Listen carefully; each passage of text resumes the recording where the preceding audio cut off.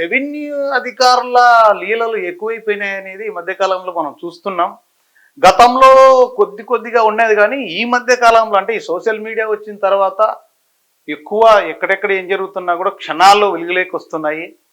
మరీ ఎంఆర్ఓ ఆఫీసుల్లో అయితే నిజంగా పాపం చాలామంది పేదలు అమాయకుల్నే టార్గెట్గా చేసుకొని, అది కూడా ప్రభుత్వం ఇచ్చిన భూములను ఎంచక్క వాళ్ళు ఎప్పుడో 30-40 ఏళ్ళ నుంచి సాగులో ఉన్నప్పటికీ డబ్బులు ఇస్తే చాలు ఆన్లైన్లో పేరు తీసి పేరు ఎక్కించడము, అక్కడి నుంచి ట్రాన్స్ఫర్ అయిపోతే అయిపోయింది, నా పని అయిపోయిందని లక్షల రూపాయలు దండుకొని చాలామంది పేద ప్రజలను నిజంగా వాళ్ళ నిట్ట నిలువున ముంచుతున్నారనేది అక్షర సత్యం.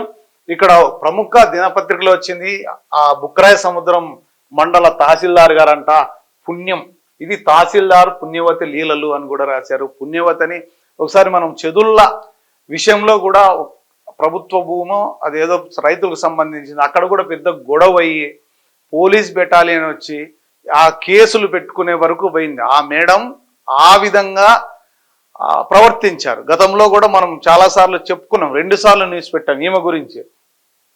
పాపాల పుట్టల అన్నదాతల ఘోష, డబ్బే పరమావధిగా అడ్డమైన పనులు, చర్యలు తీసుకోవడంలో జిల్లా అధికారుల మౌనం. తాజాగా గోవిందంపల్లి పొలంలో ఓ భూ మోసం వెలుగులోకి, దర్యాప్తు నిఘా ఉన్నతాధికారులు నిశిత పరిశీలన చేయాలంటున్న రైతులు అంటూ కూడా రాశారు. పేరు బలమో చదివిన విద్య అనుగ్రహమో తెలియదు కానీ పేరులో ఉన్న పుణ్యం మాత్రం ఆ అధికారిని విధి నిర్వహణలో మాత్రం కనిపించడం లేదట. డబ్బే పరమావధిగా ఆ అధికారిని చేసే అడ్డమైన పాపాల పుట్టల అన్నదాతల గోస తగులుతోందట. గతంలోనే బుక్రాయ సముద్రం తహసీల్దార్గా పుణ్యవతి ఉన్న సమయంలో చేసిన అవినీతి అక్రమాలను పలు కథనాల రూపంలో వెలుగులోకి తెచ్చాము. అయితే ఆమె వ్యవహార శైలి ఉన్నతాధికారులకు తెలిసిన చర్యలకు వెనకడుగు వేయడంతో తప్పు మీద తప్పులు చేసి మరీ ఇక్కడి నుంచి ఎంచక్కా మరో ప్రాంతానికి బదిలీ చేసుకుంది. అయితే ఆమె బదిలీపై మరో ప్రాంతానికి వెళ్ళినప్పటికీ ఆమె చేసిన అక్రమాలు మాత్రం ఒక్కొక్కటి వెలుగులోకి వస్తూనే ఉన్నాయంట. బుక్రాయ సముద్రం రెవెన్యూ మండలంలోని దండువారిపల్లి పొలం సర్వే నెంబర్ 99/22 ఇది ప్రభుత్వ భూమి అని తెలిసినా ఎటువంటి అసైన్ చేయలేదని రెవెన్యూ రికార్డు చెబుతున్నా అవేమీ మాకు అవసరం లేదన్నట్లుగా డబ్బే పరమావధిగా విధులు నిర్వహించింది.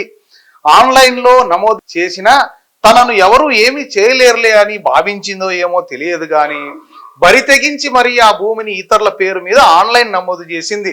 చేయకూడదని ఈ ఆన్లైన్ నమోదులోనూ లక్షల్లో ముడుపులు తీసుకున్నదని తెలిసిందట. ఇదే గోవిందపల్లి గ్రామం పొలంలో ముక్కుమోంది తెలియని వాళ్ళ పేరు మీద కూడా ఆన్లైన్లో చేశారంట మేడం గారు. సరే, ఇదే మండలంలోని గోవిందపల్లి గ్రామంలో కుల్లాయమ్మ పేరు మీద ఉన్న 60 సెంట్ల భూమిని ఎవరో పేరు మీద ఆన్లైన్ మార్చిన ఘనత కూడా పుణ్యం అంటే తెలియని అక్రమాల పాపాల పుట్టైన పుణ్యవతికే సాధ్యమైంది. నిజమైన ఆ భూమికి సంబంధించిన ఆ వృద్ధ మహిళ కార్యాలయం చుట్టూ కాళ్ళు అరిగేలా తిరుగుతూ కన్నీళ్లతో అధికారులను విన్నవించుకున్నా కనికరం చూపలేదు. ఇలా చెప్పుకుంటూ పోతే తహసీల్దారు పుణ్యవతి అక్రమాలు చాలానే ఉన్నాయంటూ కూడా రాశారు. జిల్లా అధికారులకు నివేదిక సమర్పిస్తామంటూ కూడా ప్రస్తుతం BKS లో తహసీల్దార్గా పనిచేస్తున్న శ్రీధర్మూర్తి గారు చెప్పారంటే ఎవరైనా రైతులు అన్నదాతలు పక్కా ఆధారాలతో మరోసారి తమను సంప్రదిస్తే జిల్లా అధికారుల ఆదేశాల మేరకు విచారణ చేసి నివేదికను సమర్పిస్తామని, తప్పు చేస్తే ఎవరైనా తప్పించుకునే వీలు లేదని, అది తానైనా ఏ రెవెన్యూ అధికారైనా చట్టం ముందు శిక్షార్హులే అని తహసీల్దారు తన అభిప్రాయం వ్యక్తం చేశారంట శ్రీధరమూర్తి గారు. అయ్యా, అన్ని ఆధారాలున్న డీఫారం పట్టాలు ప్రభుత్వ భూములకు ఏమి ఆధారాలు ఉంటాయి సార్? కేవలం వాళ్ళు సాగులో ఉంటారు, కొన్నేళ్ల నుంచి వాళ్ళ అనుభవంలో ఉంటుంది. కొంతమందికి తెలుసో తెలియకో పాస్బుక్లు తెచ్చుకోకపోవడమో, లేకపోతే ఎక్కడ పోతే వెళ్ళే మా భూమి అనుకోవడమో, అమాయకత్వంతో దాన్ని ఆసరాగా చేసుకొని రెవెన్యూ సిబ్బందే చేతివాటం చూపించి లక్షల రూపాయలు దండుకొని ఈ కలెక్టర్ కార్యాలయం చుట్టూ ప్రతి సోమవారం గ్రీవెన్స్లో కాళ్ళు అరిగేలా తిరుగుతున్న అమాయక ప్రజలను చూస్తూనే ఉంటాం మేము. కానీ వాళ్ళ సమస్యలు ఎప్పటికీ సాల్వ్ కావేమో అని నిజంగా బాధ అనిపిస్తుంది. వాళ్ళు చనిపోయినా కూడా వాళ్ళ ఆత్మ ఘోషిస్తుందేమో ఇవన్నీ చూసి. కానీ పేదలు, వాళ్ళకి తెలియదు. నిజంగా ఎంక్వైరీ చేసి కొన్ని రోజుల వ్యవధిలోనే తేల్చాల్సిన సమస్యను సంవత్సరాలుగా నానబెడుతున్నారు. అది న్యాయమని తెలిసినా చేయలేని పరిస్థితి. రాజకీయ ఒత్తిళ్లు, డబ్బు బలం ఇవన్నీ పేదలకు శాపంగా మారిపోయినాయనేది అక్షర సత్యం. కానీ దీనిపైన ఎన్ని పోరాటాలు చేసినా ఏం చేసినా హ్యుమానిటీ లేని కొంతమంది మంచి అధికారులు కూడా ఉన్నారు. కానీ రాజకీయ నాయకుల ఒత్తిళ్ళ వల్ల ఏమి చేయలేని పరిస్థితి. కానీ కొంతమంది చేస్తున్నారు అక్కడక్కడ కొంతమంది. ఎందుకంటే ఎవరికి తలగకుండా మీరు ట్రాన్స్ఫర్ చేసినా ఎక్కడికోసారి మీరు ఏ పోస్ట్కి వేసినా పోతాం అనే విధంగా కొంతమంది చేస్తున్నా కూడా వాళ్ళని చేయనీయట్లేదు. వాళ్ళ మీద రకరకాల తప్పుడు వార్తలు పెట్టడం, వాళ్ళు వేధించడం ఇలాంటివన్నీ కూడా చేస్తున్నారు అధికారులను, మంచి అధికారులను. ఏది ఏమైనప్పటికీ కూడా మొత్తం మీద అయితే కింది స్థాయి విఆర్ఓ దగ్గర నుంచి అలా కదులుకుంటా వస్తాయి.